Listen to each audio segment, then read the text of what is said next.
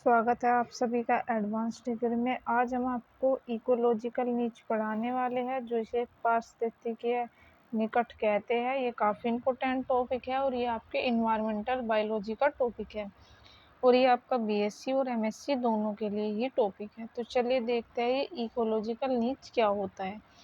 तो सबसे पहले जो मैं बता दूं, मैंने प्रीवियस वीडियो में आपको बायोटिक कंपोनेंट पढ़ा रखा है, उससे प्रीवियस में मैंने इन्वायरमेंट पढ़ाया है। अगला जो टॉपिक होगा पार्ट 2, यानी कि वो आपका होगा एबायोटिक कंपोनेंट का।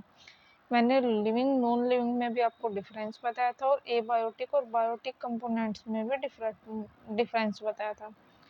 फिर उसके बाद में हम आपको ये जो फूड चेन होती है, एनर्जी, इकोसिस्टम, ये सभी पढ़ाएंगे। तो आज का जो टॉपिक है पहले ये देखते हैं।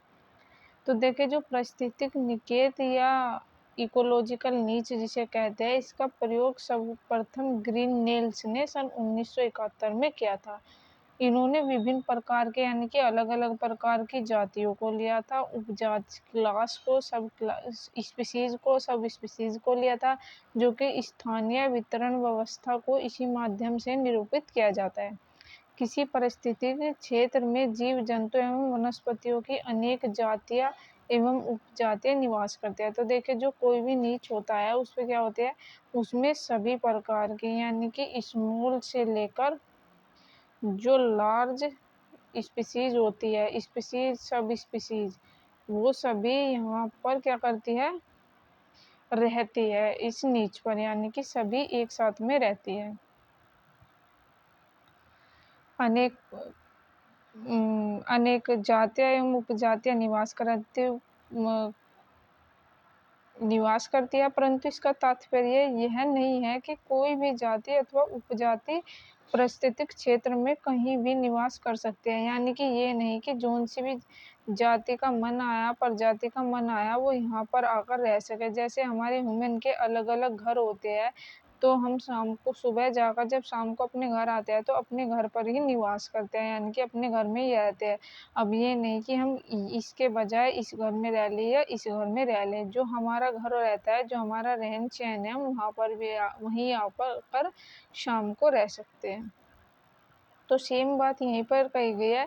जो इकोलॉजिकल नीच होता है, यानी कि ये नहीं कि कहीं भी प्रस्थान कर ले या कहीं भी रह ले, उनका निवास एक ही जगह रहता है। वास्तव में प्रत्येक जाति अथवा उपजाति उस क्षेत्र में एक निश्चित स्थानीय क्षेत्र सुरक्षित होता है। तो इनका एक स्थान होता है जहाँ पर ये सुरक्षित रहता है, उसी क्षेत्र की सीमा में निवास कर अपना जीवन यापन करते हैं। तो इनकी एक स्पेसिफिक जगह होती है जहाँ पर ये रहती है और वहाँ पर ये निवास करते हैं, ना कि दूसरी ओर कहीं जाकर रहती है। यही सुरक्षित क्षेत्र निकेत या निलय नीच कहलाता है। तो जहाँ पर ये रहती है वही निलय नीच कहलाता है, यानी कि इनका एक स्पेसिफिक जगह होती है जहाँ पर ये रहती है। ये नहीं कि ये कहीं पर भी जाकर रह ले। तो ये जो होता है वो क्या कहलाता है, निचेज कहलाता है। अब सूक्ष्म निवास और माइक्रो हैबिटेट है, जिसमें एक प्रकार की जाति अथवा उपजाति निवास करती है। तो एल्टन के अनुसार किसी भी जंतु विशेष प्राकृतिक वातावरण या समुदाय निकेत कहलाता है।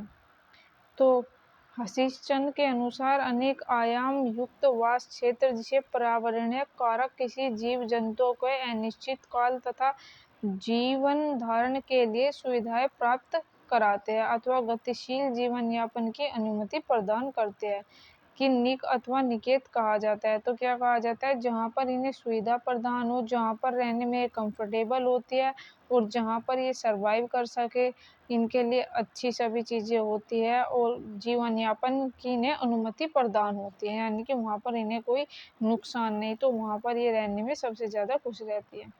किसी एक निकेत में रहने वाले जीव समुदाय की दो जातियाँ साथ साथ नहीं रह सकती। यानी कि मान लीजिए एक घर है, उसमें दो डिफरेंट कह सकते हैं वातावरण में रहने वाले लोग नहीं रह सकते। सपोज कीजिए कुछ लोग ऐसे हैं जो गर्मी में बहुत ज़्यादा सर्वाइव कर सकते हैं, कुछ ऐसे हैं जो सर्दियों में सर्वाइव कर सकते हैं, लेकिन वह लोग गर्मी में सर्वाइव नहीं कर सकते जो सर्दियों में कर सकते हैं।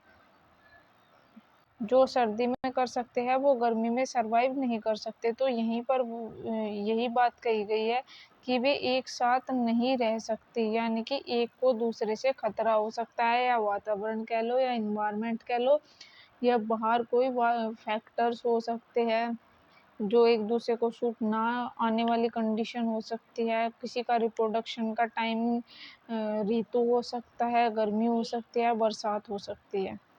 तो किसी निकेत में रहने वाली जाति दूसरे निकेत में रहने वाली जाति का पूरक होते हैं, यानी कि एक दूसरे के पूरक होते हैं।